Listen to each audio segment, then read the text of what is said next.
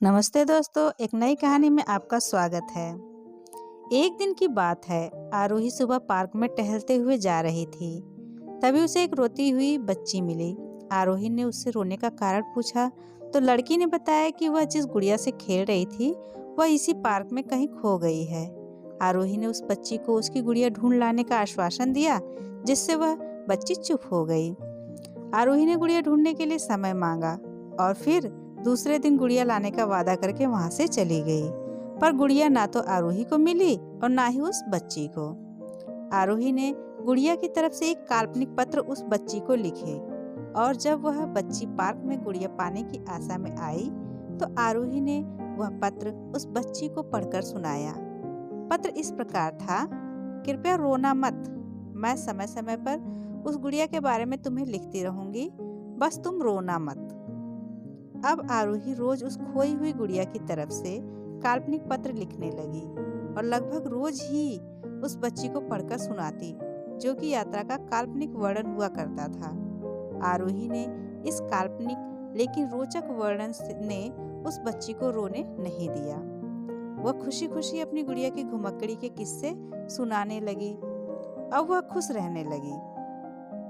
एक दिन जब काफी कहानियां हो गई तो आरोही ने एक दूसरी गुड़िया उस बच्ची को लाकर दी। जाहिर है वह गुड़िया बदली हुई थी। उस बच्ची को अपनी खोई हुई पुरानी गुड़िया जैसी नहीं लगी तो वह आरोही की ओर देखने लगी। आरोही अनजान बनते हुए गुड़िया की चिपकी एक चिट को निकाल कर पढ़ने लगी।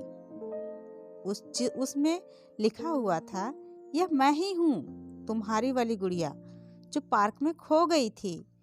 दुनिया भर की लंबी यात्रा की वजह से मैं थोड़ी बदल गई हूँ। बच्ची को इस गुड़िया और आरोही पर विश्वास हो गया। वह गुड़िया को लेकर घर चली गई। वर्षों बाद जब वह बच्ची बड़ी हो गई तो एक दिन वह अपनी अलमारी में कुछ ढूंढ रही थी तो उसका ध्यान उस गुड़िया पर गया जो आरोही ने उसे दी थी।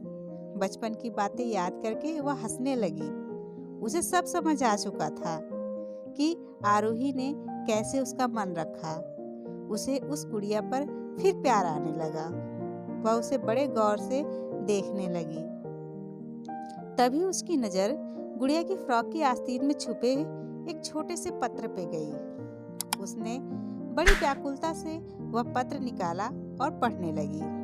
पत्र में संक्षेप में यह लिखा था, हर वह चीज जिससे तुम प्यार करती हो कभी ना कभी तुमसे खो जाएगी और जो तुम्हारे पास होगी वही तुम्हारे लिए सच्चे रूप में बनी होगी। रूप भले ही भिन्न हो पर प्यार एकदम खालिश होगा।